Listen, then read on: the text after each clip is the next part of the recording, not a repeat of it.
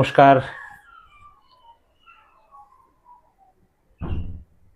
প্রতিদিনের ন্যায় আজও বসেছি শ্রী শ্রী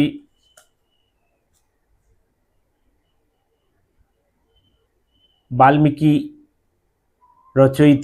রচিত রামায়ণ, যার বাংলা সংকলনে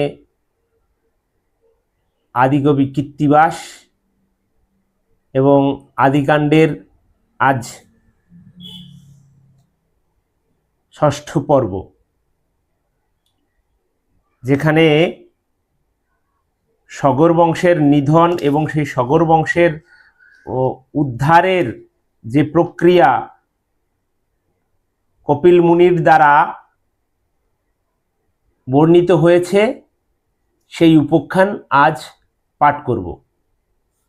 আশা করি আপনারা পূর্বের অধ্যায়গুলোকে শ্রবণ করেছেন, বা পূর্বের অধ্যায় নয়, পূর্বের পর্বগুলোকে শ্রবণ করেছেন এবং পরবর্তী পর্বগুলোকেও শ্রবণ করবেন সে আশা রাখি। গঙ্গার জন্ম বিবরণ ও মর্তলোকে সাগরে গঙ্গা আনিতে গমন ও ভগীরথের জন্ম। কে যাবে না? এখানে যাদের কথা বলা হয়েছে, সগর বংশের যে 60,000 পুত্র নিধন হয়েছে সেই অশ্বমেধ যজ্ঞ উপলক্ষে, সেখানে অংশুমান সগরের নাতি, তিনি মুনিকে জিজ্ঞেস করছেন এর প্রতিকার কি আছে। সেই প্রতিকারের যে পথ, সেই পথ মুনিবর বলেছেন যে গঙ্গা যদি মর্তলোকে আসে তবে তোমার এই কুলের যারা মৃত্যুবরণ করেছে তারা উদ্ধার হবে। একদিন গোলকে বসিয়া নারায়ণ, চতুর্দিকে আর যত দেব ঋষিগণ, সভা মাঝে ত্রিলোচন গান পঞ্চমুখে, দেব ঋষি স্বর্গবাসী পুলকিত দেখে।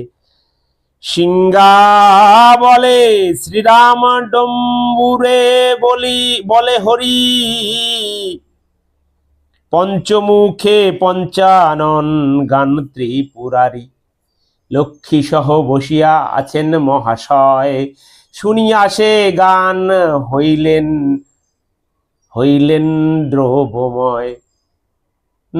ধ্রুব রূপে হইলেন নিজে চক্রপাণি, সেই গঙ্গা জন্মিলেন পতিত পাবনী। সেই জল কমণ্ডুলে পুরিয়া আদরে, রাখিলেন তুলিয়া বিধাতা নিজ ঘরে। সেই গঙ্গা যদি পার আনিতেন নৃপতি, তবে সে সগর বংশ পাইবে সদ্গতি। অর্থাৎ এখানে যে গঙ্গার কথা উল্লেখ করেছেন সেটা কি? একদিন গোলক অর্থাৎ আমরা জানি যে স্বর্গের যেখানে দেবতারা বসবাস করেন, নারায়ণ সেখানে, সেই গোলক হচ্ছে স্বর্গে যেখানে দেবতারা বসবাস করেন তারও উপরে নারায়ণের স্থান, এবং সেটা হচ্ছে গোলকধাম। স্বর্গ নয়, স্বর্গ হচ্ছে গোলক, স্বর্গেরও উপরে হচ্ছে গোলকধাম। যেখানে যারা ঋষিগণ বসেছিলেন তাদের মাঝে পঞ্চমুখ অর্থাৎ চতুর্মুখ ব্রহ্মা, এবার পঞ্চমুখে নারায়ণ। সে নারায়ণ যেখানে বসেছিলেন সেখানে সিংহায় শ্রীরাম বলে, ডম্বুরে হরি বলে, পঞ্চমুখে পঞ্চানন গান ত্রিপুরারি, তিনি গান করছেন। লক্ষ্মী বসেও আছেন সেখানে। এই গান শুনে চক্রপাণি নিজে খুব আনন্দিত। সেই গঙ্গা এই গান শুনে জন্মেছিলেন এবং তিনি কে না, নারায়ণ হচ্ছে সেই গঙ্গা জন্মালে সে জল কমণ্ডুলে করে তিনি রেখে দিয়েছিলেন নিজের ঘরে, এবং সেই গঙ্গা যদি আনতে পারে কে কে আনতে পারে না সগরের নাতি, সেই সগরের ও নাতি অংশুমান যদি নিয়ে আসতে পারে তাহলে সগর বংশের উদ্ধার হবে।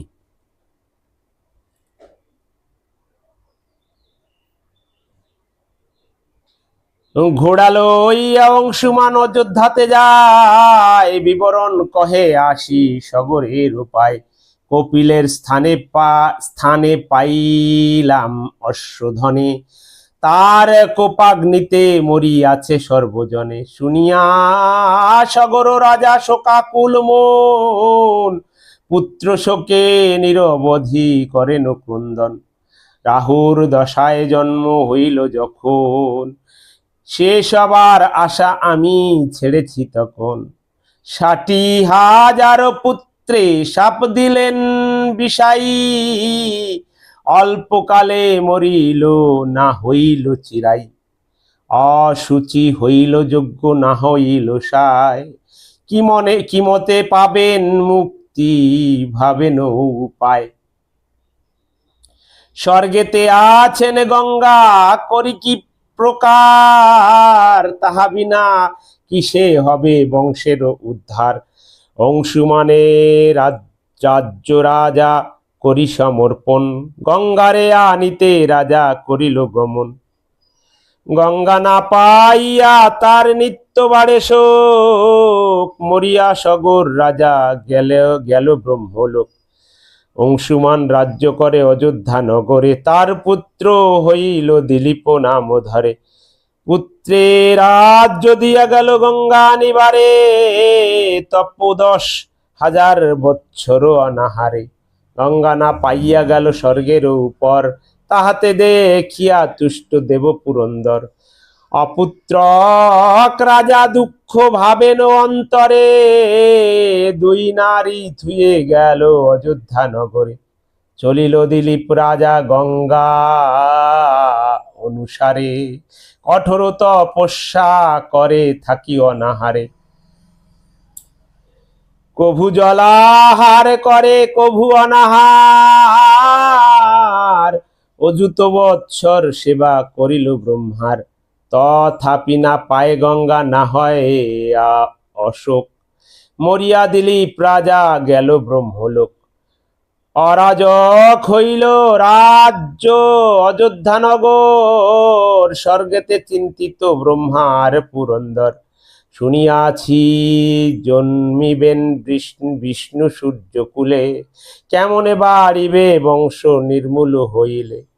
ভাবিয়া সকল দেব যুক্তি করি মনে, অযোধ্যাতে পাঠাইল প্রভু ত্রিলোচনে। দিলীপ কামিনী 2 আছিল বাসে, বৃষ আরোহণে শিব গেলেন সকাশে।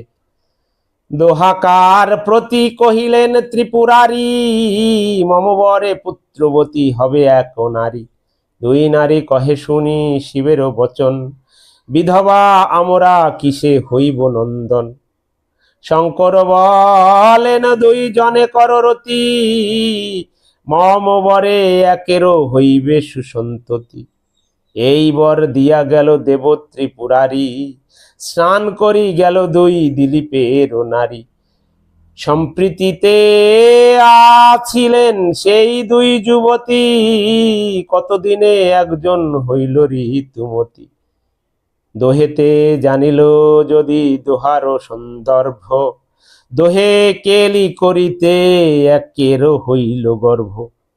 10 মাস হইল গর্ভ প্রসব সময়, মাংসপিণ্ড মাত্র পুত্র হইল উদয়। পুত্র কোলে করিয়া কান্দেন 2 জন, হেন পুত্র বর কেন দিলা ত্রিলোচন। অস্থি নাহি মাংসপিণ্ড চলিতে না পারে, দেখিয়া হাসিবে লোক সকল সংসারে। কোলে করি নিল তাহা চুপুড়ি ভিতরে, ফেলিবারে নিয়া গেল সরজুর তীরে। হেন কালে দেখিলেন বশিষ্ঠ তপোধন, ধ্যানেতে জানিল তার সকল কারণ। মুনি বলে থুয়ে যাও পথে শুয়াইয়া, করুণা করিবে কেহ আতুর দেখিয়া। পুত্র পথে শোয়াইয়া দহে গেল ঘর, অষ্টাবক্র মুনি যান স্নান করিবারে। আট ঠাই বাঁকামুনি গমনে কাতর, বালকতে মনি করে পথের উপর। এক দৃষ্টে অষ্টবক্র তার পানে চায়, মনে ভাবে আমারে এ দেখিয়া ভ্যাং চায়। আমারে দেখিয়া যদি করো উপহাস, মম ব্রহ্ম সাপে হবে শরীর বিনাশ। যদি তব দেহ হয় স্বভাবে আমন, মম বরে তুমি হও মদন মোহন।